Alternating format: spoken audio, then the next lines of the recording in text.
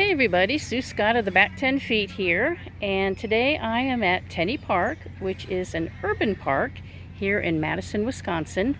And by urban, I mean that it's designed for lots of uses by people.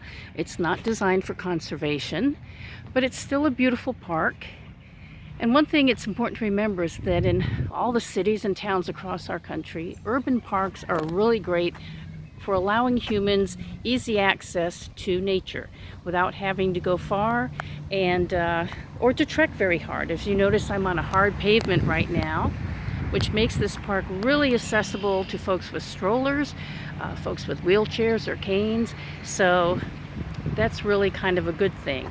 What's neat about here in Tenney Park is they also have a lot of native flowering plants and native trees. And what I mean by native is that these plants, like this Monarda fistulosa, which is a bee balm of a type, these plants were here before Western European expansion and colonialization. Pre-Columbus. Pre-Columbus is basically what we use to determine if a plant was here before then it's considered native to the region. An exotic plant is a plant that is not native, and an invasive exotic is one that causes trouble. Here we've got some goldenrod, and this will be blooming much later in the summer and into fall, which is really important for any pollinators that are migratory. So it's really cool how these native plants evolved with native animals, including arthropods, which cover, oh, there was somebody running. Oh, and I got flies all over the place. They co-evolved with all the native animals, insects, arachnids, beetles, mammals, reptiles, amphibians, birds. They all evolved together. So there are different times of the year that different plants bloom and seed and produce fruit, depending on who they depend on to help them continue to procreate, which is kind of cool. So here at Tenney Park, let me stop moving for a moment so you can see.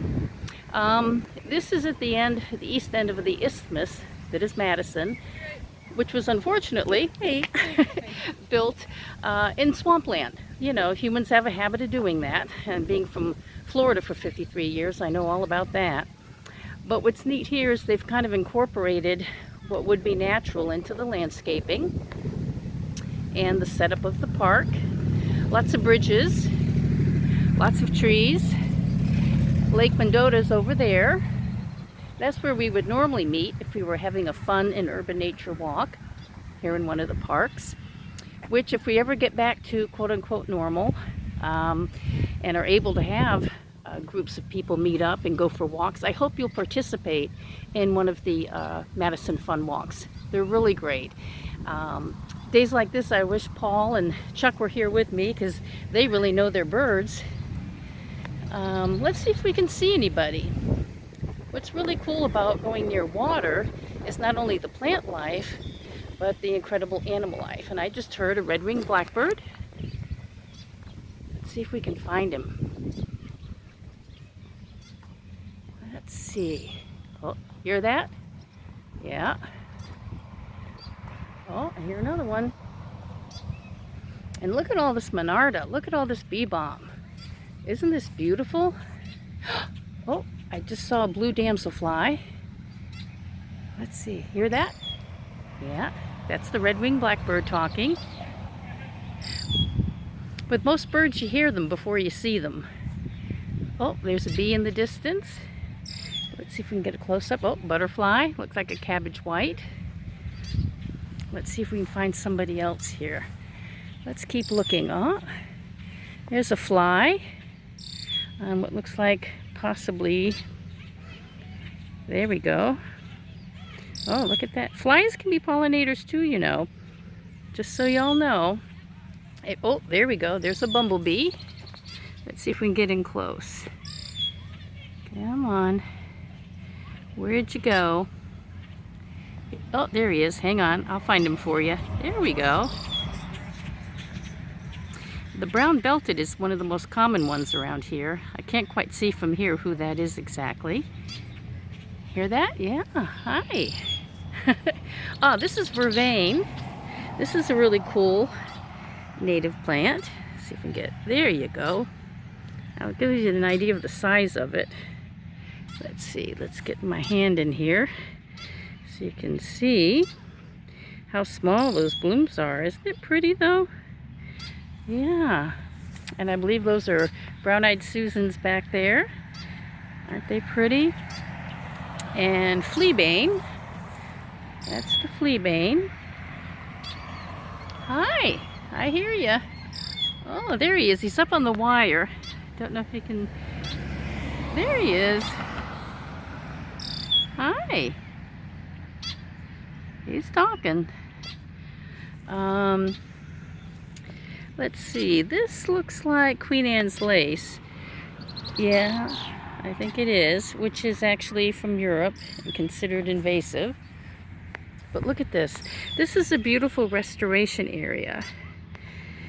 And part of the reason for this restoration and putting in these native plants is they're designed to hold water and filter water before it goes into the surrounding wetland areas and ponds and Lake Mendota. The idea is to protect the water with plants that will soak up all that excess nitrogen and phosphorus coming from neighborhoods all over and help keep the water cleaner, which we definitely need help with here. Here's some more vervain. Oh, look who's there. Oh, look at that. Hi. Whoa. There's a lot of life here. There's always a lot of life near the water. Let's see. Unfortunately, well, it looks like duckweed. Let's take a closer look. Here's where it can get kind of confusing. That's duckweed. And each of those little dots is a single plant. That's what's cool. And it's called duckweed for a reason. Ducks love to eat it. See those little dots? Each one is a single plant. And they have little roots. And that actually helps clean the water too. But the fact that we have so much of it means that there's probably a lot of nitrogen in the water, which is not good. So, but luckily, the duckweed will help clean it. So here you go. Isn't it a beautiful day? Try to keep things in focus for you as we look at some of these beautiful bridges. I love the bridges here in Tenney Park. They're really nice. So, let's see if we can see anybody else here. Yeah, hi. I hear. I know that there was some yarrow here. Is it just Queen Anne's lace or is there something else here? There's another white blooming plant in the background. Oh, there's some more fleabane. Hi. This is really beautiful. Oh, monarch. Yep, they're coming through. Many of them probably on the way to Canada. Very cool. Hi, we hear ya. Yeah. The clover here is not native. It's European, unfortunately, but we do have native clovers for those who are interested. And if you just go online and Google, you know, your area, the town you live in, and native plant nurseries, they'll let you know where you can go to get native plants for your own landscape. There we go. Let's see who's there. I just saw somebody landing there. Let's take a look. More vervain. Just a beautiful plant, isn't it? Lots of noise here in urban parks. But again, a lot of times there's lots of ducks, mallard ducks, mottled ducks, bobbleheads. Depending on the time of year, we get tundra swans. What else do we get? Catbirds and lots of bird species here. Muskrats. I've seen otter, turtles, all kinds of animals use these native parks. So they really are a great way for people who otherwise wouldn't be able to see nature and other animals, a chance to have that interface. So it's a good thing. Trash in the water is not. Please be responsible when you're in our urban parks. Okay. And another great thing about the parks are the trees, a lot of which are native. And I'm still learning my Wisconsin native trees. Oh, there's somebody flying over there. Just kind of want to share with you how really beautiful it is. Lots of room for people, but believe it or not, a lot of wildlife makes their home here. So maybe we'll see some nests. That would be kind of cool. Let's see if there's anything else showing up I can share with you all. Of course, I'm out in kind of a hot time of day, although today's not too bad. Usually by now, I'm seeing some ducks. So let's see what we... Oh, look at that! Oh, great blue heron. Awesome. Oh my gosh.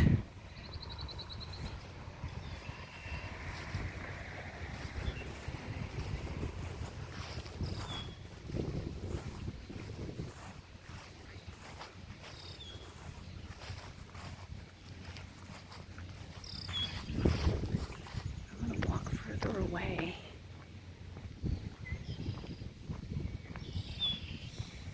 There we go. He's fishing.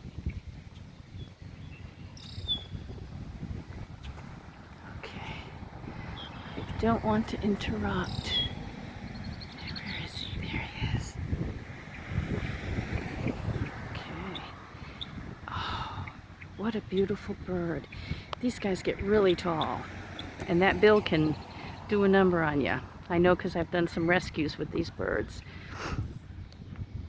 Great blue herons are native not only up here in Wisconsin, but all the way down to Florida and up the eastern seaboard, all the way up into, gosh, Massachusetts, even up to Maine. Anywhere there's wetlands, you will find a lot of the same bird life.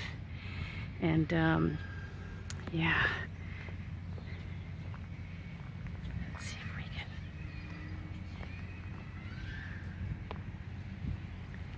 a better shot.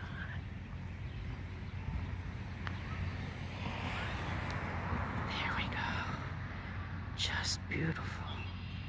I believe I'm staying way back, guys. I have this on, you know, like a telescopic, so I want you to know I'm not getting too close.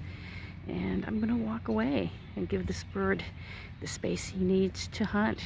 He needs to catch some fish, and may even have young'uns somewhere nearby. So always keep your distance, okay, with our wildlife. They're magnificent, and it's such a joy to see them close up like this. But we also want to be respectful. Okay, so I'm going to move on. And see if we see anybody else along here. Let me zoom out a little bit. And we'll see if, let's see if we have any more luck before we wrap this up. But again, I just want to stress how important these native plants are for water quality. And by adding native plants to your own home landscape, you really make a difference. And it's such a joy. It's a joy to share your life with so many other animals, including all the pollinators, the birds, the bees, the butterflies, and so much more. There's so much more to urban wildlife than that. And we want to make everyone feel at home. Let's just see if we see anybody else. Some dragonflies out. And of course, they eat a lot. Oh, look. Hi. Oh, beautiful. There we go. Yep, all the plants in the sunflower family. Not just helianthus, but all the different groups of these beautiful yellow flowers from... Oh, look. Can you see? Can you see the blue? Right in the center. It looks like a blue line. That's a damselfly. And they're all over.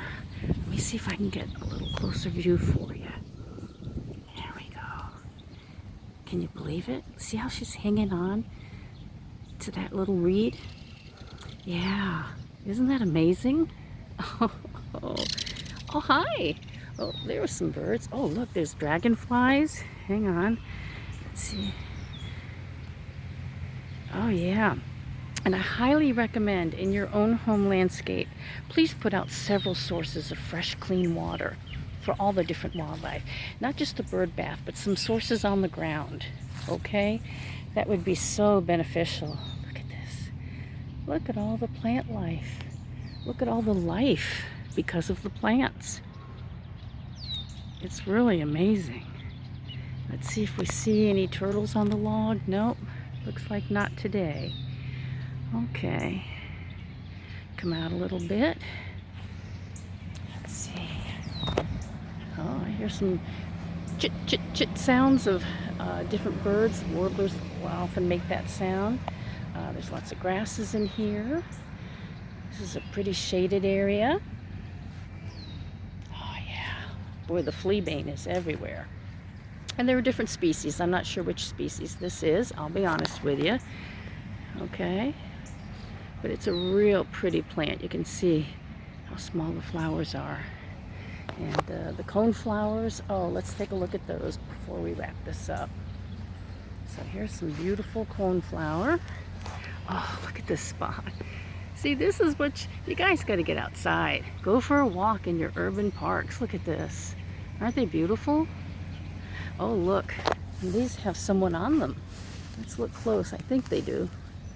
Let's see if we can go in close here and see if we see anything. Isn't it beautiful? So all of this is available to all of us just by going out into our urban parks right here in the Madison area or anywhere you live. There are urban parks, and many of whom have switched over to lots of native plants and welcoming wildlife. So this is all available, and I hope you'll take that trip soon. Take a self-guided walk out into one of our urban parks and just enjoy the day. It's good for all of us. And again, if you can, add a water source and some native plants into your own home landscapes. So for now, this is Sue Scott with the Back 10 Feet saying thanks for joining me on this trip quickly around Tenney Park. And I hope you'll all get out and visit some urban parks in your area. And don't forget, we can all make a difference starting in our own yards in the Back 10 Feet.